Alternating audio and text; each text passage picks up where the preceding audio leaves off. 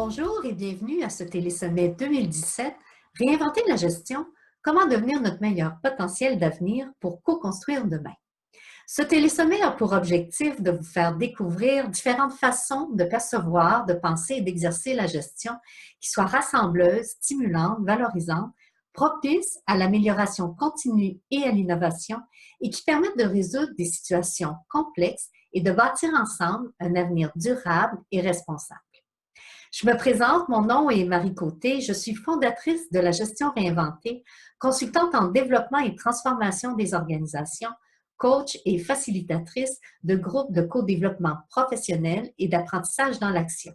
Je suis aussi auteure du livre La gestion réinventée, l'avenir est entre vos mains, paru aux éditions JFD en 2016 et préfacé par Céline Bareil, professeure titulaire à HEC Montréal.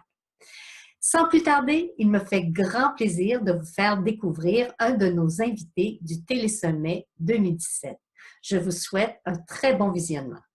Aujourd'hui, il me fait grand plaisir d'accueillir Madame Geneviève Dicker.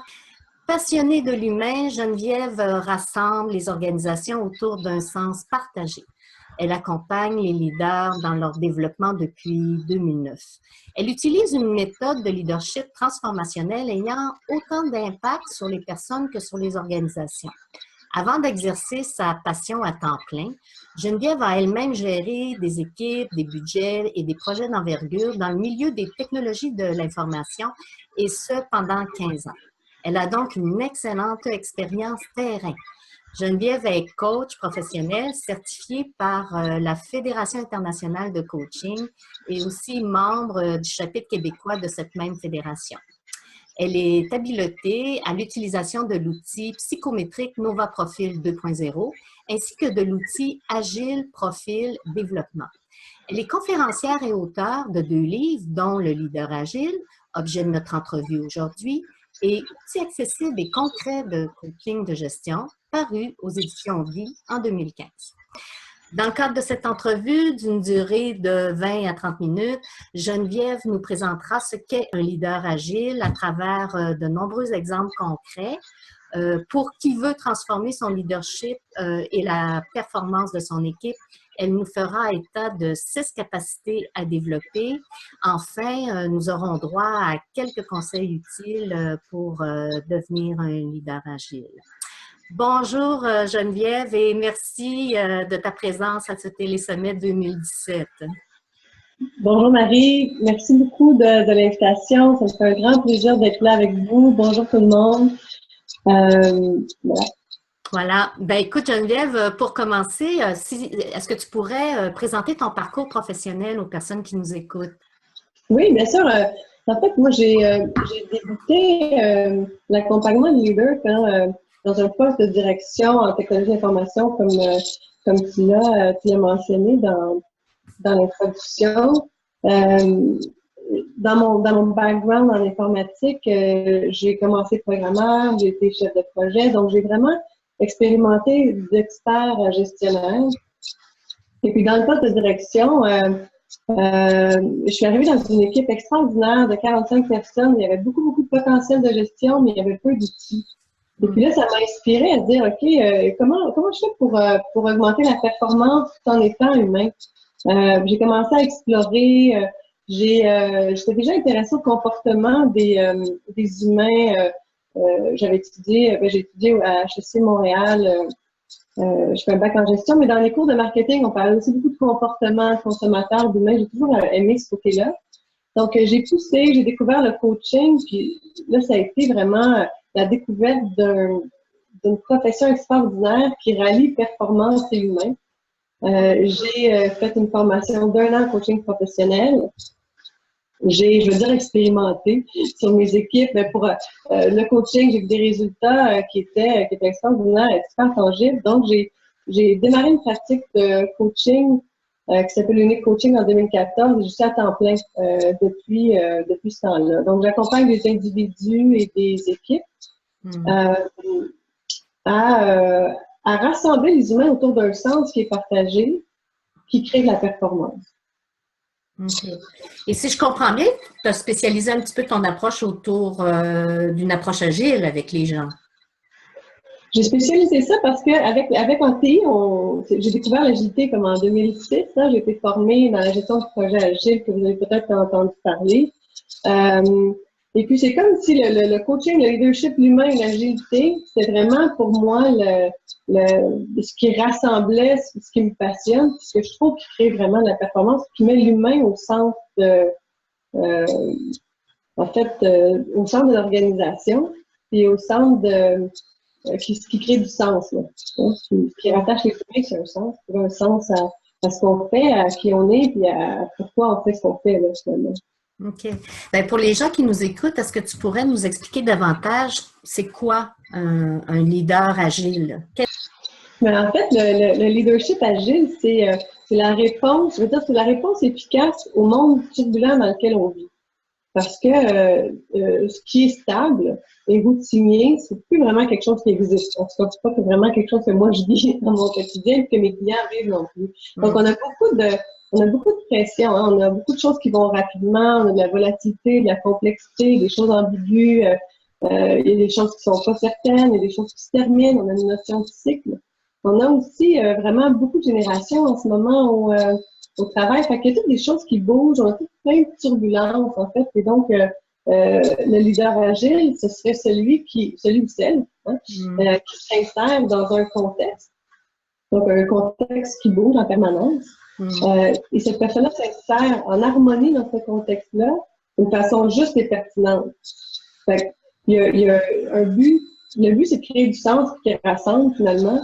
Et puis, le leadership agile, si on pouvait résumer, c'est porter le soi au niveau de l'organisation. Porter le soi au niveau de l'organisation. Tu peux-tu juste m'expliquer ça? Porter le soi au niveau de l'organisation? On va le voir aussi dans les capacités, mais en fait, l'idée, c'est de dire, si je veux créer un sens, quand on s'attache à le plus grand, quand on a une passion, quand on sait pourquoi on fait les choses, Okay. on est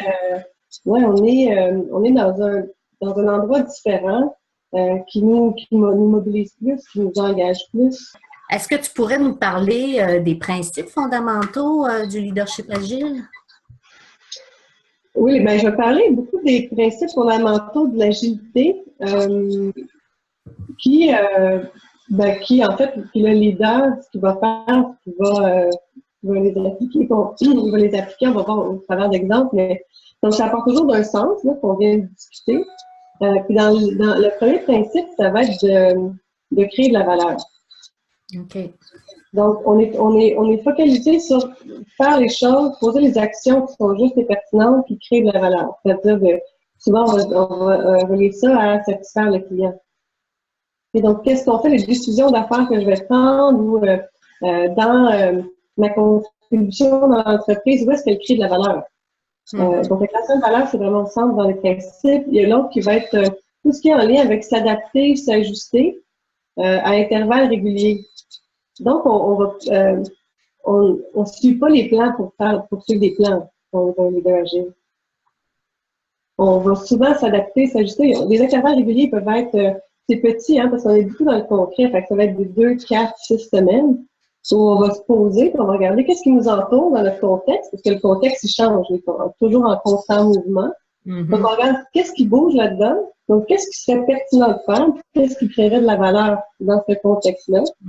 On va demander dans le dernier intervalle, qu'est-ce que j'ai bien fait, qu'est-ce que je peux améliorer, puis qu'est-ce qui manque.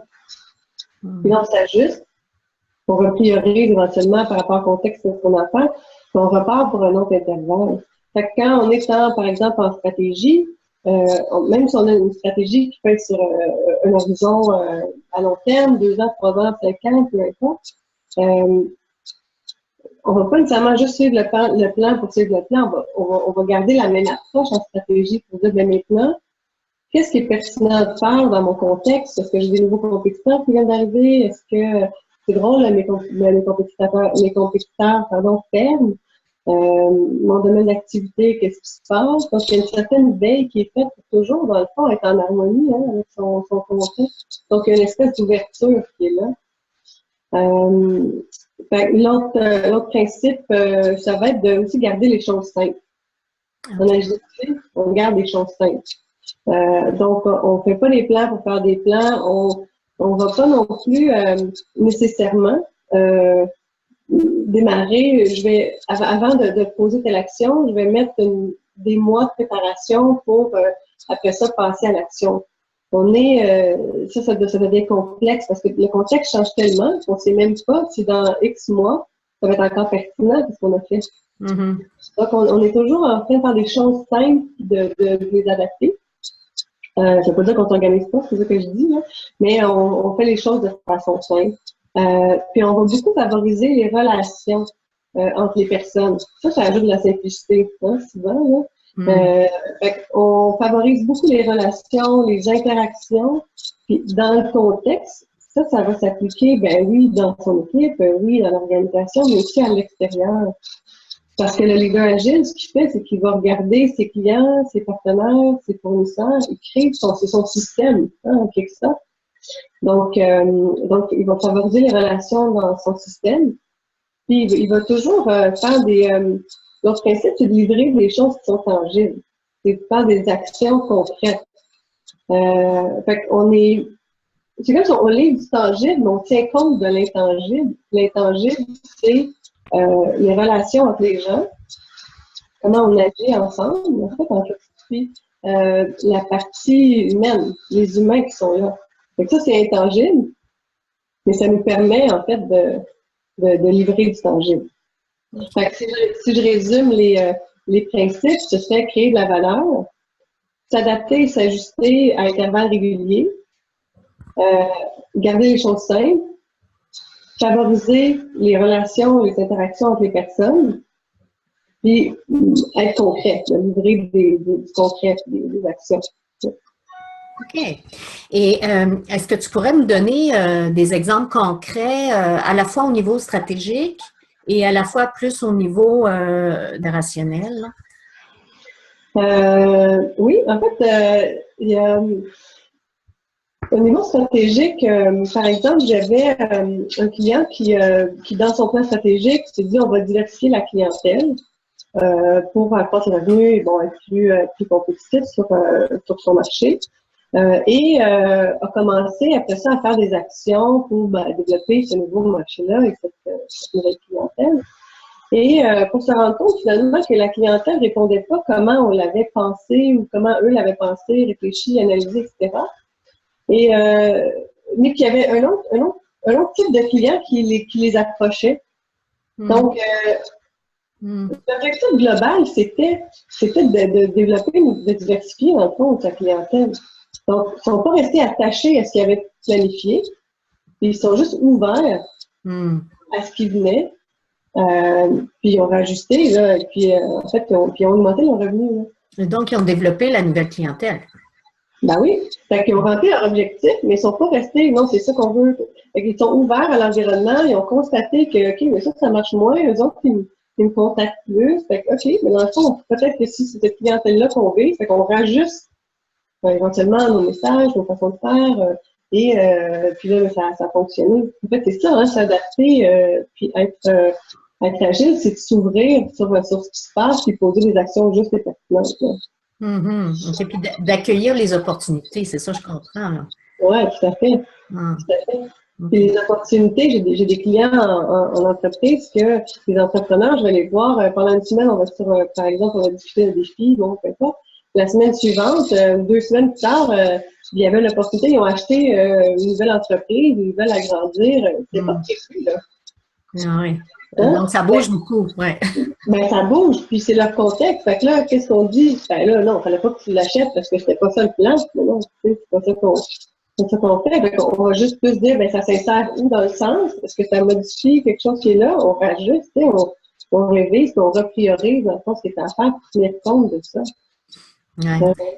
Je vois bien qu'au lieu de concentrer nos efforts sur l'atteinte d'un objectif précis puis de vouloir s'y tenir absolument, ben, on concentre nos efforts sur l'atteinte de cet objectif-là, mais on reste ouvert à d'autres possibilités, puis ça peut changer parce qu'on est justement agile. C'est ça, je comprends.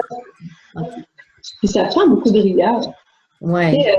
C'est pas de l'agilité, c'est de la rigueur. C'est drôle, des fois, on dirait que c'est pas deux mots qui vont ensemble, mais ça va vraiment ensemble parce que il faut une certaine rigueur pour s'arrêter à intervalles réguliers puis s'ouvrir. Versus se refermer parce qu'on est occupé ou on est en train de travailler sur quelque chose. Tu sais, c'est un autre, ça prend de la rigueur. OK. Puis à un niveau plus opérationnel, est-ce que tu peux nous donner un autre exemple?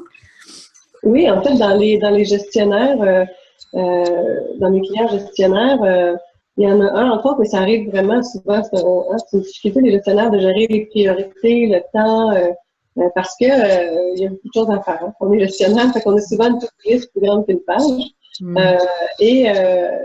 Et avec quelqu'un en particulier où il y a eu vraiment des belles prises de conscience, mais surtout des résultats concrets, c'est de s'ouvrir, en s'ouvrant à son contexte, puis en pensant à créer de la valeur.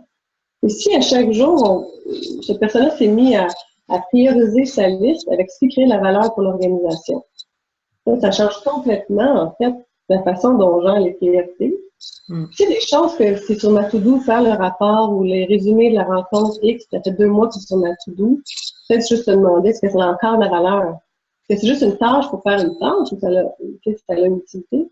Ça l'a amené à dire, ben, non, mais moi, je sais pas exactement qu'est-ce qui va créer de la valeur, peut-être dans mon organisation. Fait que c'est ouvert à créer des relations avec ses collègues, avec son patron, à développer un niveau un peu plus stratégique, si on pourrait dire.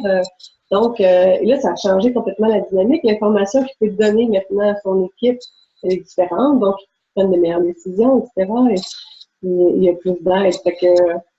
Fait qu'il est parti d'une to-do list énorme à une liste qui crée, à des tâches qui créent de la valeur. Là. OK. Et pour devenir plus agile, est-ce que tu pourrais me dire quelles sont les capacités nécessaires à un gestionnaire? Ben moi, ce que j'ai écrit dans le livre de Leader Agile qui est développé, là, les 6 capacités, ce que j'ai utilisé, c'est les 3 piliers du leadership qui est exprimé par Coaching de gestion, qui est l'école de coaching professionnel où j'ai été, qui sont la compétence, la crédibilité et le courage. Donc, ça, c'est les 3 premières. La compétence, moi, je le focalise, si on peut dire ça, sur savoir communiquer. Parce que l'humain, ce qu'il a besoin, c'est comprendre pour agir. Ce truc-là, ça marche partout, à tous les niveaux de l'organisation. Donc, comment faire comprendre le message? Donc, je parle pas nécessairement je parle pour l'autre, je parle pour qu'on comprenne, je valide, je donne du contexte, je partage l'information. Fait qu'il y a beaucoup de choses derrière comprendre pour agir. Donc, je travaille beaucoup là-dessus. Ça, je pense, c'est une capacité dans les compétences de leadership, pour la communication. Il y a l'écoute. Puis l'écoute, on le sait souvent qu'on n'écoute pas très bien. Hein? Je ne suis pas une surprise. Là. Je pense pas que si personne n'est surpris que je dis c'est une capacité à développer. Tu sais, le meilleur exemple, des fois, c'est si, mettons, on discute autour d'un café, puis tu me dis, wow, j'arrive de vacances, je suis allée en Italie. Puis moi, dans ma tête, ce que je me dis, c'est vrai, l'Italie, je suis déjà allée, c'était bien fun. Là, je pars un discours dans ma tête, mais au fond, je t'écoute pas. On n'est pas en train de... Fait on développe cette compétence-là qui nous permet aussi je reviens au leader agile, de saisir les opportunités, puis où est-ce qu'on peut créer de la valeur. Puis l'autre, c'est l'engagement, la compétence d'engager puis de mobiliser. Fait que ça prend un sens. Fait que de développer un sens, de le communiquer et puis d'écouter. Fait que ça, c'est compétence. La crédibilité du leader, ça va être plus c'est un peu de l'autogestion, on pourrait dire, c'est gérer ses émotions, gérer son stress, développer ou améliorer son empathie. Donc, c'est comprendre son univers, puis aussi l'univers de l'autre. Ça, c'est ce qui est dans la crédibilité. Et puis, le courage, c'est le courage d'agir, le courage de décider, le courage de prendre des risques. Puis je mets le déléguer là-dedans parce que je me rends compte avec la pratique que ça prend du courage pour déléguer. Donc, Fait que l'agilité, ça sous-entend, on a besoin que tout le monde bouge dans l'environnement turbulent. C'est un, tu sais, on n'a pas un rond qui tourne bien. Donc, ça crée de l'autonomie. Donc, le délégué devient quelque chose de très important. Puis même au niveau du courage, parce que dans l'agilité, je comprends, c'est que on prend des risques, on fait des essais, erreurs, on s'ajuste, on s'adapte. Dans les organisations, ça doit quand même être, pour certaines organisations, en tout cas, tout un défi parce qu'il y a des organisations qui sont plus dans une logique de performance et de faire bien du premier coup, par exemple. Tu sais. Tout à fait. L'agilité, tu sais, je parlais des trois capacités, mais juste avant, c'est une façon de voir les choses, c'est un état d'esprit, c'est une culture. C'est voilà, hein, c'est tout le monde, faire les erreurs, ça permet d'apprendre, de s'ajuster et d'être meilleur. Fait que c'est souvent, on va développer, c'est un muscle. J'appelle ça le muscle du succès puis de l'erreur, là, de l'échec. Ça se développe et puis ça permet d'être plus performant, en fait, pour moi. C'est comme ça que je vois les choses. Puis les trois capacités que je mets à ça, qui viennent de l'agilité comportementale, qui a été créée là, en 2008 par Jérôme Barran et Jocelyne Jeglen. C'est anticiper, coopérer et innover. OK. Donc, anticiper, c'est d'être capable d'anticiper les conséquences de ses actions, de ses décisions. Ça nécessite une vision quand même court, moyen et long terme. Mm-hmm. Puis, pour anticiper, on va se servir de ce qu'on a fait dans le communiqué parce que chaque personne dans l'entreprise prend des décisions. Tous les rôles dans l'entreprise. Je décide que je termine une tâche, que je dis quelque chose à un client. Donc, tout le monde prend des décisions. Donc, plus chaque personne, chaque rôle est capable d'anticiper l'impact ou les conséquences de sa décision sur où est-ce que l'organisation veut aller, finalement. Plus on est performant, plus on est autonome, là, on crée de la simplicité, de la facilité. Donc, être capable d'anticiper, c'est s'ouvrir. Tu sais, ça revient souvent à ça. Hein. C'est autant s'ouvrir que regarder ce qui se passe d'une façon d'utiliser son intuition ou ce qu'on ressent et aussi de prendre le temps de recul pour faire un plan, de regarder d'une façon aussi plus rationnelle d'anticiper. Puis j'imagine que quand tu dis ça, j'imagine que ça doit être, là, mais vraiment tout un enjeu dans une organisation qui est agile. Il faut avoir à la fois une vision et il faut aussi à la fois s'adapter aux opportunités qui se présentent.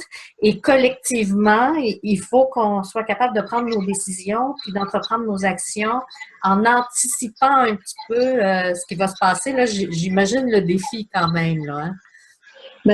C'est un défi, mais il y a beaucoup de plaisir dans ça parce que là, tout le monde est impliqué dans ce qui se passe. La décision, oui, on va impliquer les gens, mais de toute façon, les gens ils décident quand même. C'est juste que quand on leur donne pas un pouvoir de décision, c'est pas besoin d'être formel. C'est que si les gens décident quand même, la réceptionniste décide quand il répond au téléphone. Donc, tu sais, il y a toujours des choses qui se passent. Donc, plus on crée de l'autonomie et plus on partage, plus c'est facile et plus... Donc, mais oui, c'est une culture, hein, qui permet de saisir les opportunités qui se passent, s'ouvrir, faire une veille sur son secteur d'activité, sur son domaine d'affaires. C'est sain pour l'économie. C'est de voir, au Québec, on a 92% des emplois qui sont créés par des PME. C'est énorme, là.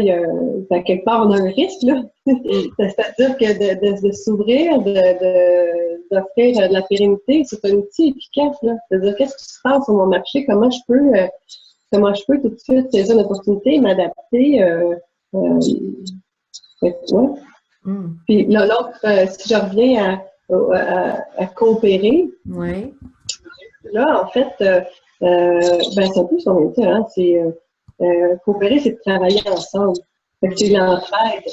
C'est aussi, c'est fluidifier les fonctionnements. Mettre de l'huile dans l'engrenage, là. Pas bloquer, donc il faut que ça circule. Faut que les choses circulent. Quand je fais un exemple avec, disons qu'on travaille ensemble, je suis la VP marketing, tu es la VP finance, on a le même patron, et puis on a un objectif commun, éventuellement on a peut-être même un bonus attaché à ça. Fait qu'on va travailler ensemble sur un projet. Fait que là, on va dire, on va être gagnant-gagnant. Je t'aide, tu m'aides, on va avoir notre truc, le patron va être content. À la fin du projet, on se serre la main. Merci Marie, c'est super de travailler avec toi. Puis on retourne chacune dans notre monde.